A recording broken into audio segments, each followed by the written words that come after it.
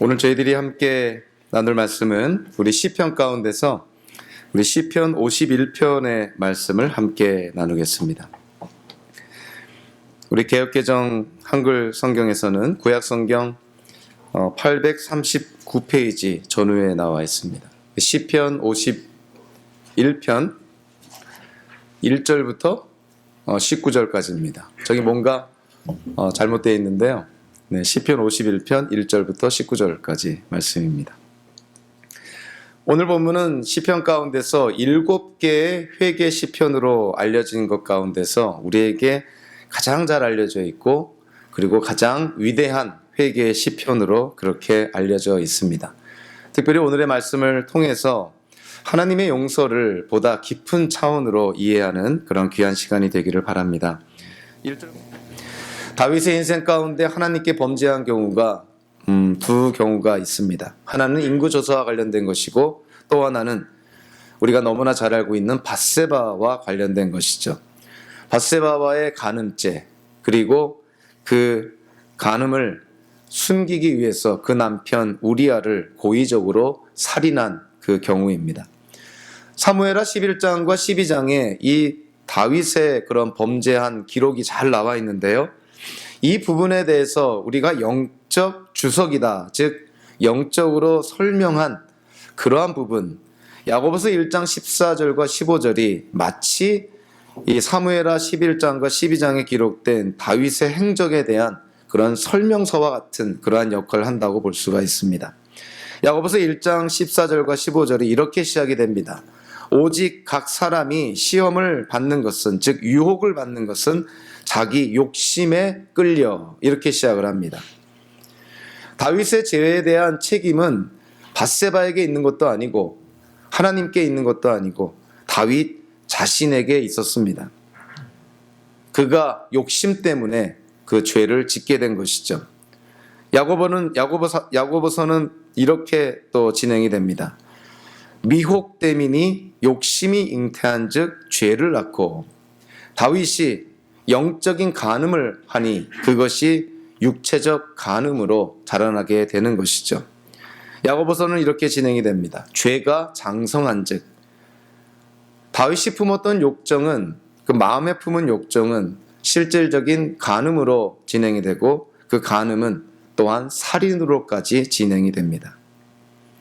야고보서 1장 15절은 이렇게 끝납니다. 사망을 낳느니라. 다윗과 밧세바 사이에 낳은 아들이 하나님의 징계로 죽임을 당하게 됩니다. 오직 각 사람이 시험을 받는 것은 자기 욕심에 끌려 미혹됨이니 욕심이 잉태한즉 죄를 낳고 죄가 장성한즉 사망을 낳느니라. 다윗이 밧세바에게 지은 간음죄, 그리고 그의 남편 우리아에게 지은 살인죄, 거기에 동기와 과정과 결과를 야고보서 1장 14절과 15절이 정확하게 묘사해 주고 있는 것입니다. 예수님의 산상수훈에 따르면 우리가 음욕을 품고 이성을 바라보면, 요즘은 음욕을 품고 동성을 바라봐도 죄가 되는 그런 세상이 되고 말았는데요. 음욕을 품고 이성을 바라보거나 형제 또는 자매를 욕을 해도 그것이 하나님 앞에 간음죄요 살인죄라고 예수님께서 말씀을 합니다. 다윗이 간음죄와 살인죄를 지어서 하나님의 용서가 필요했다면 현대를 사는 우리도 간음죄와 살인죄를 하루에도 수차례씩 우리가 짓고 있으니 다윗만 하나님의 용서가 필요한 것이 아니라 우리도 하나님의 용서가 필요한 것이죠.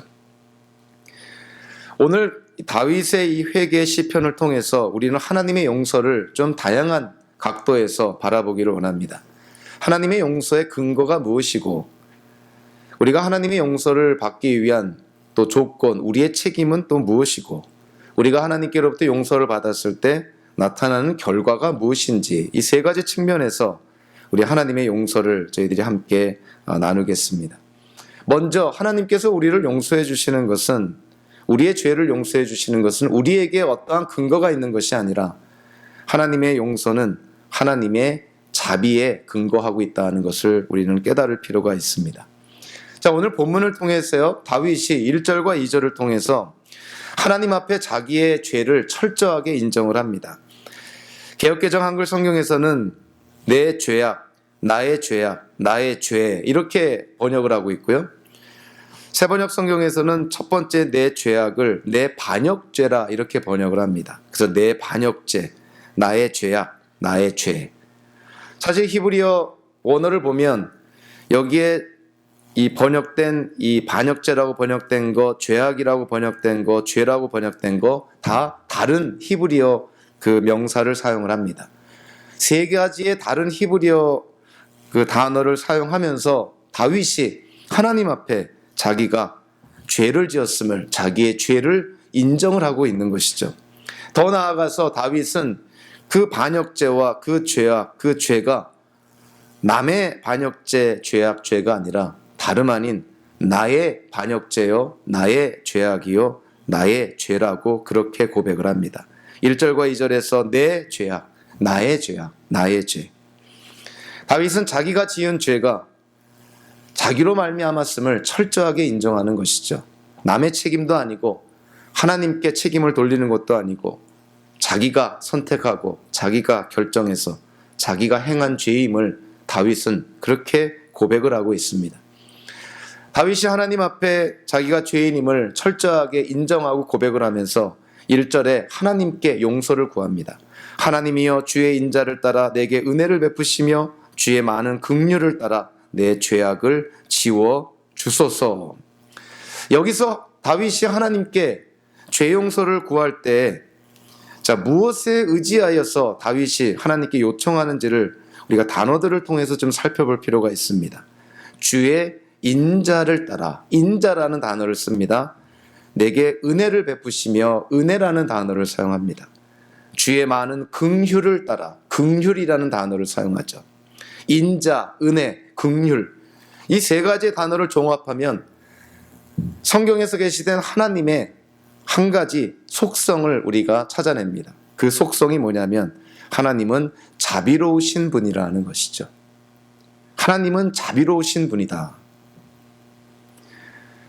모세가 하나님께 요청을 합니다. 하나님, 하나님의 영광을 제가 보기를 원합니다. 하나님께서 모세에게 답하시죠. 내가 내 얼굴을 보지 못할 것인데 왜냐하면 나를 보고 살 자가 없기 때문에 그렇다는 것이죠. 하나님의 영광을 우리가 바라보면 그거를 우리가 감당할 수 없으니 하나님께서 모세에게 모세의 얼굴을 하나님의 손으로 가리우고 대신 하나님의 등만, 뒷모습만 보여주십니다. 그러면서 출애굽기 33장 19절 20절에서 하나님께서 이렇게 선포합니다. 여호와께서 이르시되 내가 내 모든 선한 것을 내 앞으로 지나가게 하고 여호와의 이름을 내 앞에 선포하리라. 나는 은혜 베풀 자에게 은혜를 베풀고 긍휼히 여길 자에게 긍휼을 베푸느니라. 하나님께서 모세에게 가르쳐주신 하나님의 대표적인 속성이 하나님은 은혜 베풀 자에게 은혜를 베풀어 주시고 긍휼히 여길 자에게 긍휼히 여겨 주신다는 것이죠. 즉 하나님은 자비로우신 분이라는 것입니다. 다윗이 하나님께 용서를 구할 때 자기의 행위의 기초에서, 자기의 집안의 기초에서, 자기가 이스라엘이라는 나라를 통치한 기록의 기초에서 하나님의 용서를 구하지 않습니다. 다윗이 하나님께 용서를 구하는 유일한 근거는 다윗에게 있지 않고 하나님의 자비하심에 있다는 것이죠. 하나님이 자비하시기 때문에 하나님의 용서를 구합니다. 만약에 하나님이 자비하심이 없다면, 하나님이 그냥 공의로운 재판관과 같은 그러한 속성만을 갖고 이 세상을 통치하신다면 저와 여러분들이 이 자리에 있을 수가 없는 것이죠. 다윗은 하나님께 구합니다. 하나님의 자비하심 때문에 제가 지은 죄인인 저를 용서해 주기를 원합니다. 사도 바울은 로마에 있는 기독교인들에게 로마서라는 서신서를 쓰게 되는데요. 이 로마서가 16장으로 되어 있는데 아주 단순하게 크게 두 단락으로 나누면 1장부터 11장까지는 복음을 체계적으로 정리하여 제시합니다. 그리고 12장부터 16장까지는 그 복음에 기초하여서 로마의 기독교인들이 어떻게 살아야 될지를 적용적인 측면에서 언급을 합니다. 복음의 그런 진리를 기독교인들이 적용할 때 결론적으로 사도 바울이 말하는 것이 뭐냐면 로마서 12장 1절과 2절의 말씀입니다. 로마서 12장 1절에서 사도 바울이 이렇게 말합니다. 내가 너희를 권하노니 너희 몸을, 여기서 몸은 우리의 어떤 육신을 의미하는 것이 아니라 우리의 인생 전체를 의미하는 것이죠. 너희 삶을 하나님이 기뻐하시는 거룩한 산제물, 흠이 없는 산제물로 드리라. 이것은 너희가 드릴 영적 예배 또는 너희가 드려야 될 합당한 예배다, 이렇게 얘기를 합니다. 근데 우리는 압니다. 우리의 인생이 어떻게 하나님 앞에 흠없는 제물로 드려질 수가 있을까? 이 땅에 태어난 예수님 외에 이 땅에 태어난 어느 누구가 자기의 인생을 하나님 앞에 흠없는 제물로 드릴 수 있겠습니까? 이건 불가능한 명령인 것이죠. 우리는 하나님 앞에 거룩한 구별된 산 제물로 우리의 인생을 드리지 못합니다. 그런데 사도 바울이 이 명령을 한 것은 무엇을 전제로 하고 있냐면 우리의 부족하고 불완전하고 유한한 우리의 인생도 하나님께서 제물로 받아주시겠다는 것이죠.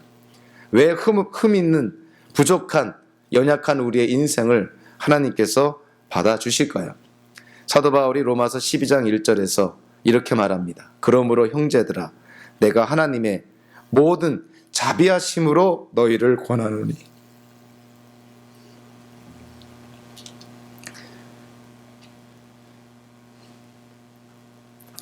저와 여러분들의 인생이 정직하게 우리의 인생을 바라보면 내놓을 것이 뭐가 있고 하나님 앞에 어떻게 제물로, 흠없는 제물로 드릴 수가 있습니까? 불가능한 것이죠.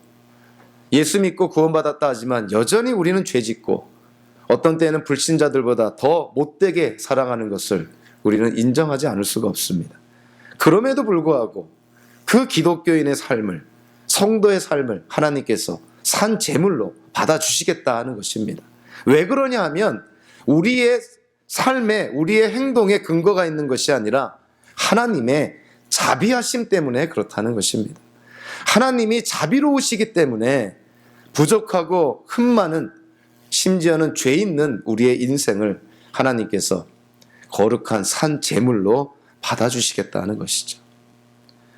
하나님의 자비하심이 없다면 우리는 하나님의 자녀도 될 수 없을 뿐만이 아니라 우리의 인생이 하나님 앞에 제물로 드려지지 못할 뿐만이 아니라 우리의 죄 문제가 해결이 되질 않습니다.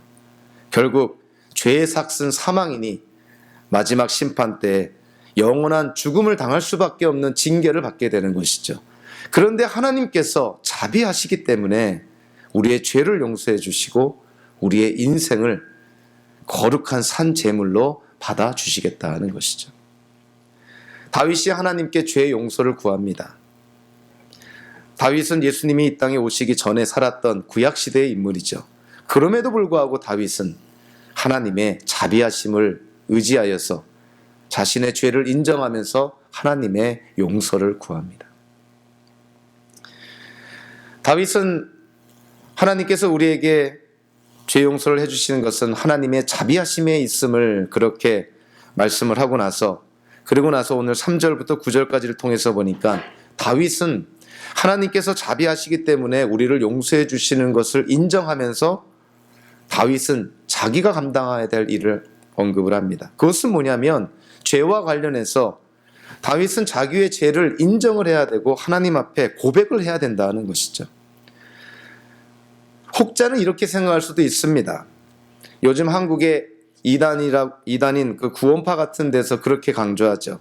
예수 그리스도를 통해서 우리가 다 죄사함을 받았으니 이 땅을 살면서 우리가 죄를 지어도 악을 행해도 굳이 회개할 필요가 없고 하나님께 죄 용서를 구할 필요도 없다. 이런 이단적인 교리를 가르치죠. 하나님의 자비에 근거해서 우리가 죄 용서를 받지만 그럼에도 불구하고 다윗은요, 3절부터 9절까지를 통해서 보니까 자기의 죄를 철저하게 고백하고 하나님 앞에 회개합니다. 3절부터 5절까지 다윗이 이렇게 말합니다. 3절에 무릇 나는 내 죄가를 아오니, 다윗은 자기의 죄를 인정하는 것이죠. 4절에 내가 주께만 범죄하여 주의 목전에 악을 행하였사오니, 다윗이 간음죄와 살인죄를 범하는데 그것이 궁극적으로 하나님께 범죄한 것이다, 이렇게 말합니다. 5절에서 내가 죄악 중에서 출생하였으며 어머니가 죄 중에서 나를 잉태하였나이다. 다윗은 자기가 죄를 지어서 죄인이라고 얘기하지 않고 아예 태어날 때부터 자기는 죄인으로 태어났다고 고백을 합니다. 다윗이 여기서 고백한 것들을 보면요, 굉장히 중요한 기독교의 죄에 대한 교리를 우리에게 말씀해 줍니다. 다윗은 누구한테 죄를 짓냐면 밧세바에게 죄를 짓고요, 우리아에게 죄를 짓죠. 그런데도 다윗은 뭐라고 말하고 있냐면 궁극적으로 자기가 지은 죄는 하나님께 주께 범죄했다, 이렇게 언급을 합니다. 밧세바에게 지은 간음죄, 사실은 하나님께서 간음하지 말라는 하나님의 율법을 어긴 것이죠. 우리아를 고의적으로 죽인 죄, 하나님께서 살인하지 말라는 하나님의 율법을 어긴 것이죠. 표면적으로는 사람에게 지은 죄지만 궁극적으로는 하나님의 율법을 어겼으니 하나님께 범죄한 것입니다. 그래서 저와 여러분들이 이 땅을 살면서 지은 죄들은 결국은 누구에게 죄를 짓는 거냐면 하나님께 죄를 짓는 것이죠. 단순히 사람에게 죄를 짓는 것이 아닙니다. 우리가 범죄한 모든 것들 그 뿌리를 들어가 보면 하나님의 법을 어기는 것이죠. 결국 하나님께 범죄한 것이죠. 그뿐만이 아니라 다윗은 이렇게 얘기를 합니다. 내가 죄악 중에서 출생하였으며 어머니가 죄 중에서 나를 잉태하였나이다. 이 성경 구절을 잘못 이해하면 다윗이 이 땅에 태어날 때 다윗이 이삭의 그 다윗의 어머니가 그 임신을 했을 때 무슨 대단한 큰 죄를 지은 상태에서 다윗을 임신했나, 이렇게 이해하시면 안 됩니다. 다윗이 여기서 얘기한 것이 뭐냐면, 강조한 것이 뭐냐면 원죄의 교리를 우리에게 말해주고 있는 것이죠.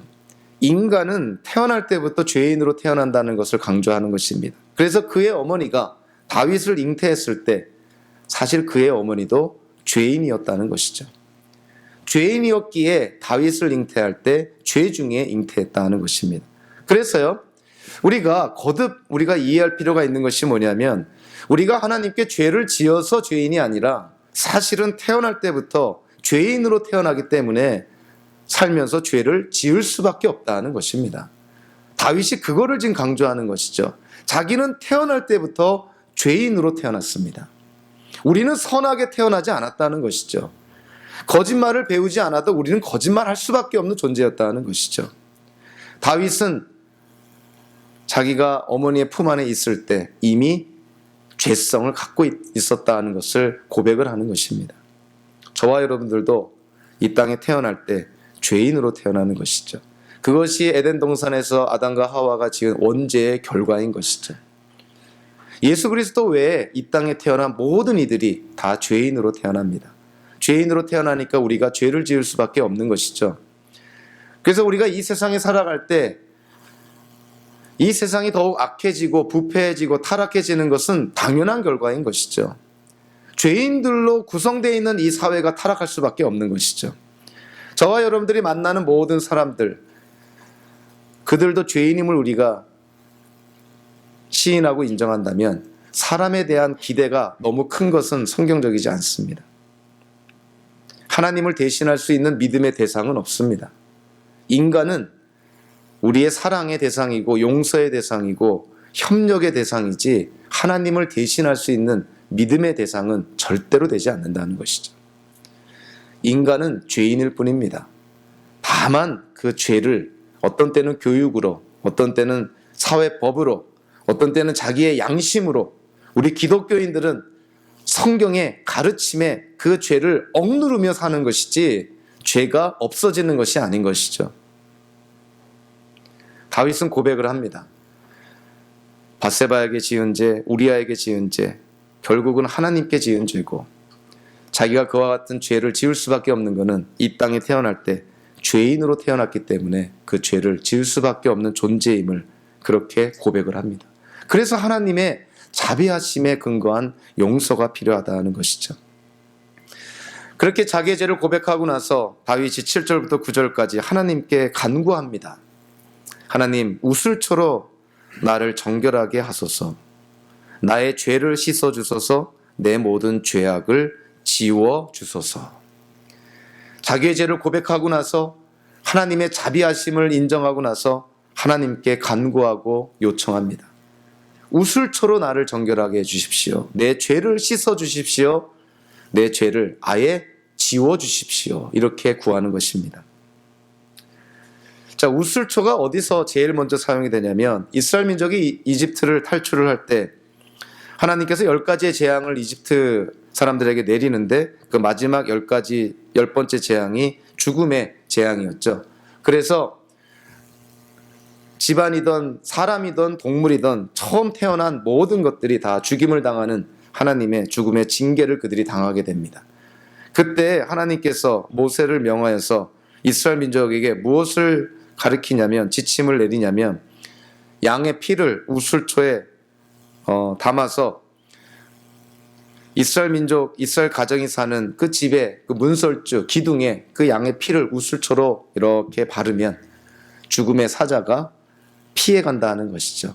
그 집을 넘어간다 하는 것이죠. 그래서 그거를 패스오버, 유월절이라 이렇게 말합니다. 그래서 그 죽음의 징계가 양의 피로 말미암아 그 가정에 임하지 않고 넘어갔다. 그거를 기념하기 위해서 유월절이라 그 절기를 지키는 것이죠. 그때 사용된 것이 바로 이 우슬초라는 것이 사용이 됩니다. 그래서 그 이후에 이스라엘 민족이 정결 의식을 행할 때 항상 이 우슬초로 제물에 피를 적셔서 피를 뿌리면서 정결 의식을 행했던 것을 우리가 알 수가 있습니다.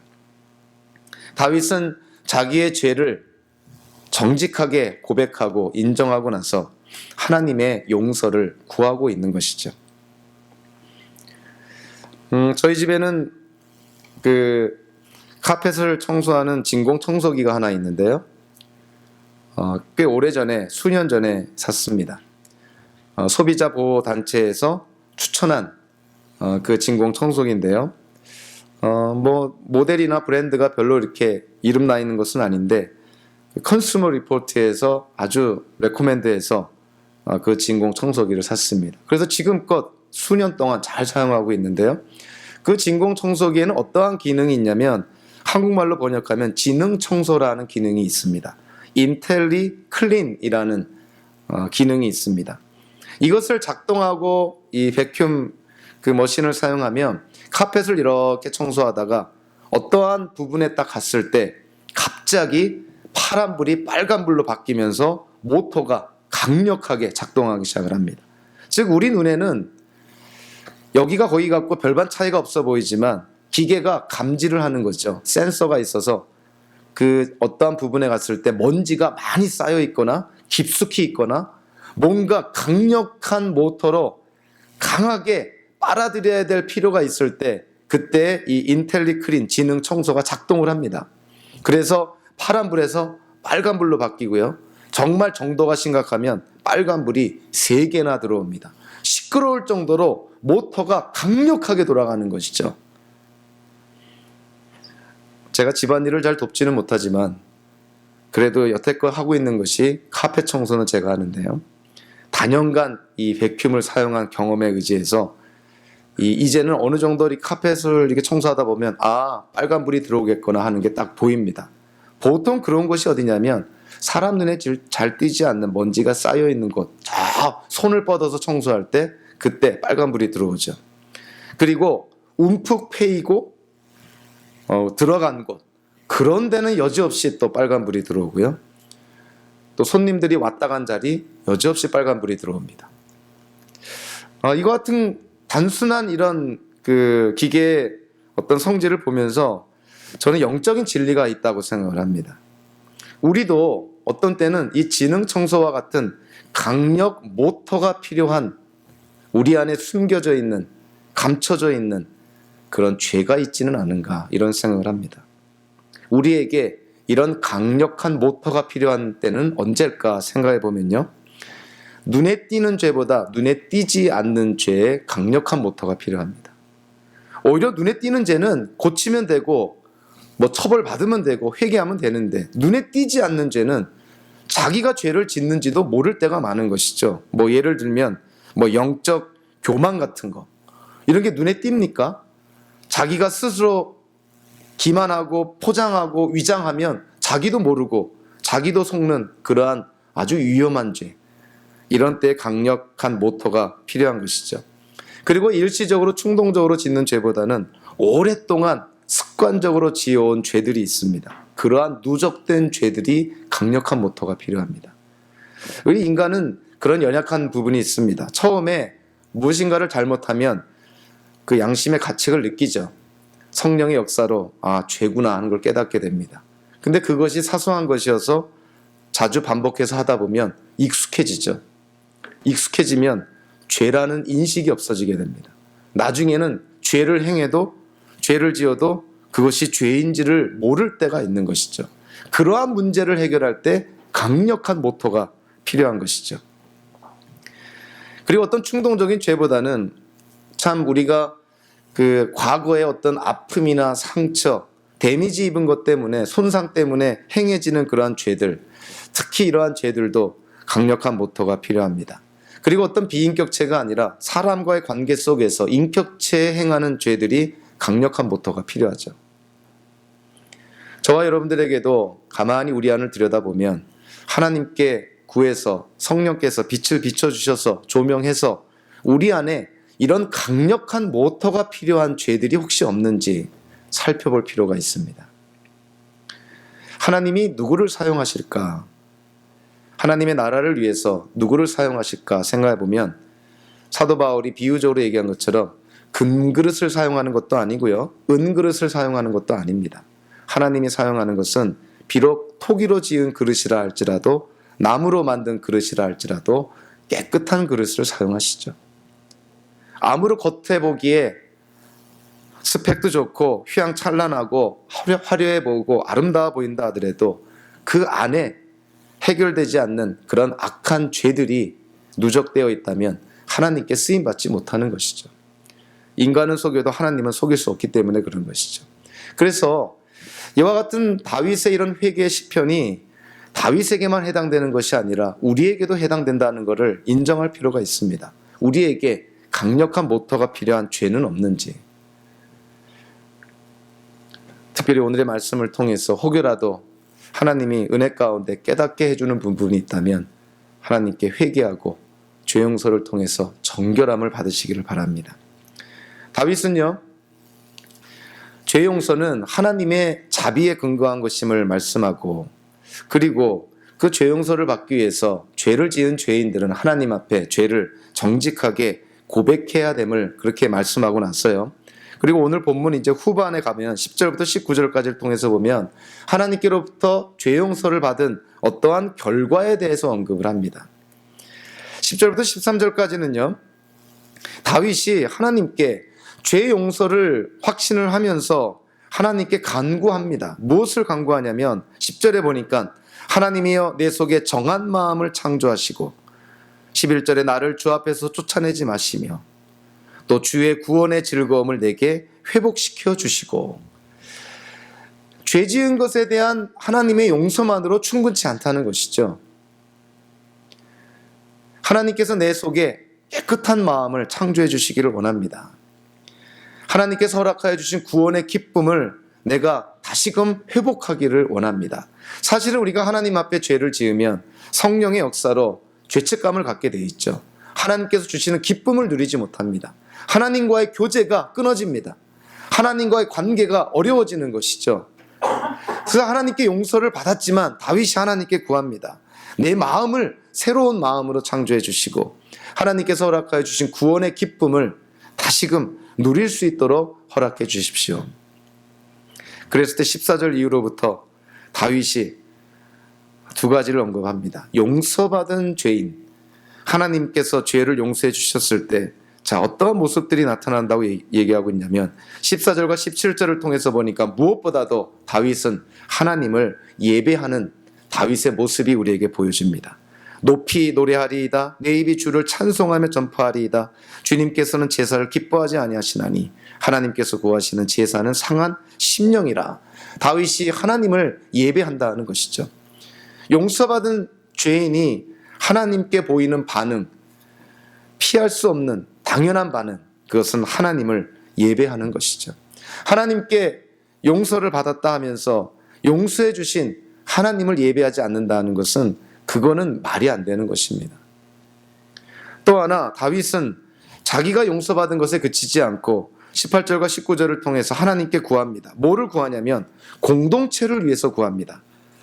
우리가 현대의 많은 기독교인들이 개인주의적인 신앙생활에 너무 익숙해져서 공동체보다도 나만 용서받고 나만 문제 해결되고 나만 하나님께 축복받으면 된다고 생각하는 그런 이기적이고 개인주의적인 신앙생활에 빠질 수가 있습니다. 다윗은 그렇지 않은 것이죠. 하나님께 용서를 받고 나서 하나님께 구하는 것이 뭐냐면 이스라엘을 위해서 기도합니다. 18절에 주의 은택으로 시온에 선을 행하시고 예루살렘 성에 쌓으소서. 공동체를 위해서 기도하고 간구하는 다윗의 모습을 보게 됩니다. 하나님의 자비하심으로 용서를 받고 하나님의 자비하심으로 구원의 기쁨을 회복하고 다윗은 그 은혜에 감사해서 하나님을 예배하며 이스라엘을 위해서 중보 기도하는 그러한 모습을 우리에게 보여줍니다. 특별히 오늘 본문 가운데서 우리가 좀 자세하게 좀 눈여겨봐야 될 본문이 뭐냐면요, 그 10절에 보니까 다윗이 하나님의 용서를 확신하면서도 10절에 하나님께 구합니다.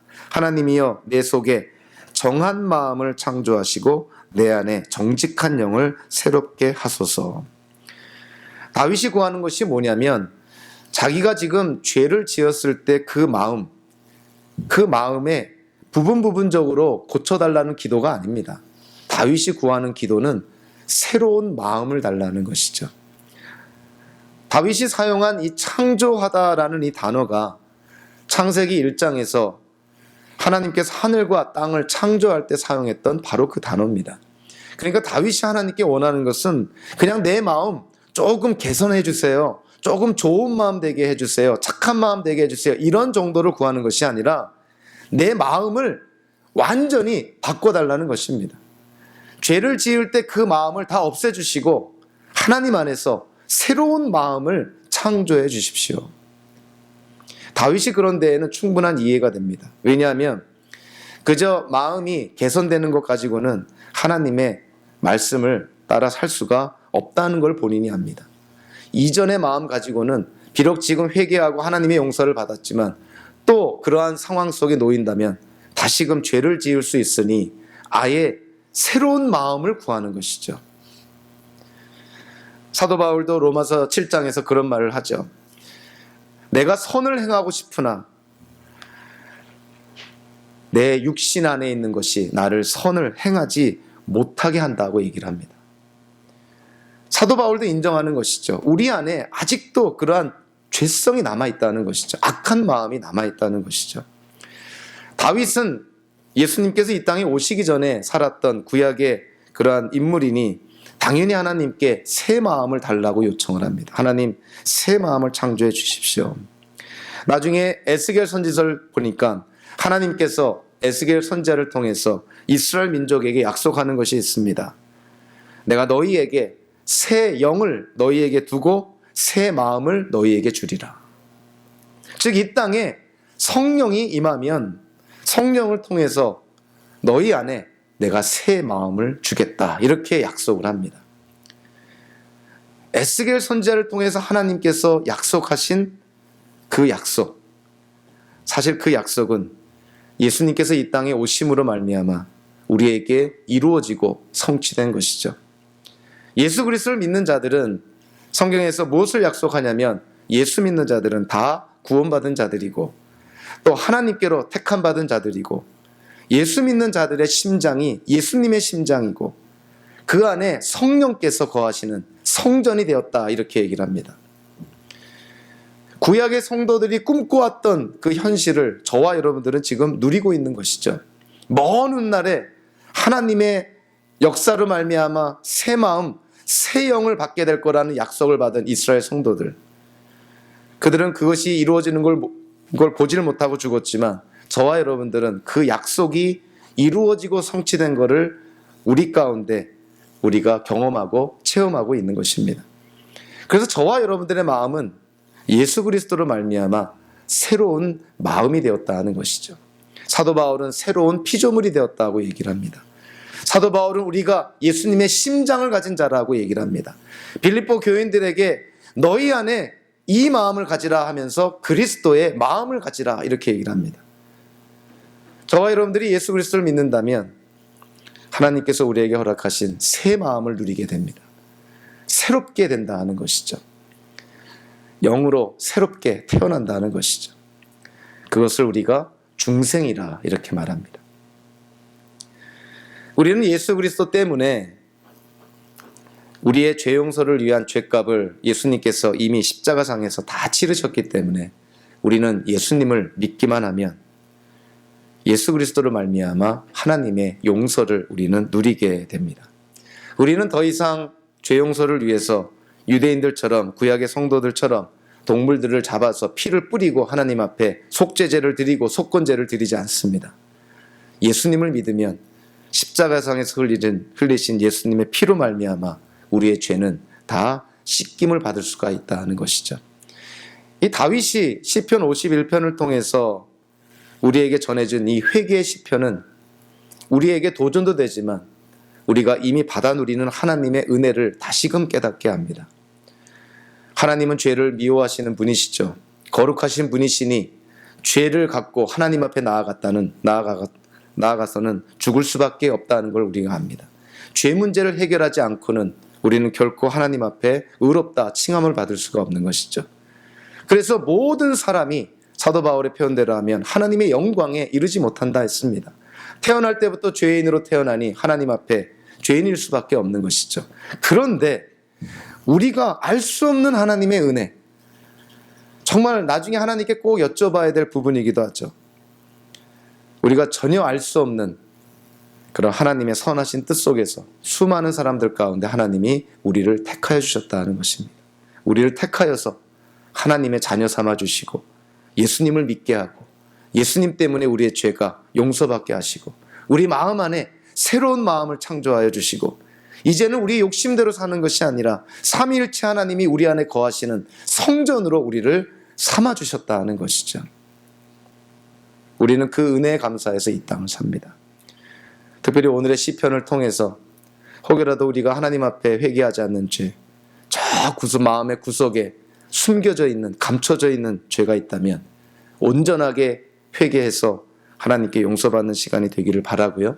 그리고 오늘의 시편을 통해서 예수 그리스도를 통해서 우리에게 허락하신 그 새 마음, 성전, 거듭난 새롭게 된 피조물, 우리의 존재가 하나님 안에서 새로운 피조물, 성도가 되었음을 확인하면서 하나님께 영광을 돌리는 그런 모든 성도의 삶을 사시기를 주님의 이름으로 축원합니다. 우리 이 시간 시편 51편을 우리가 함께 나눴는데요. 시편 51편을 기억하면서 우리 함께 기도하는 시간을 갖기를 원합니다. 성령께서 혹이라도 우리의 마음 안에 우리의 삶 속에서 하나님께 회개하지 않는 죄가 있다면 오늘 깨닫게 해주셔서 이 시간만이라도 깨달은 죄를 하나님 앞에 입술로 고백하고 하나님의 자비하심에 근거해서 하나님의 용서를 받으며 예수님 때문에 우리에게 허락하신 그 새 마음, 예수님의 마음, 예수님의 심장, 그거를 확인하면서 감사하는 회개와 용서와 감사의 기도 우리 함께 드리겠습니다.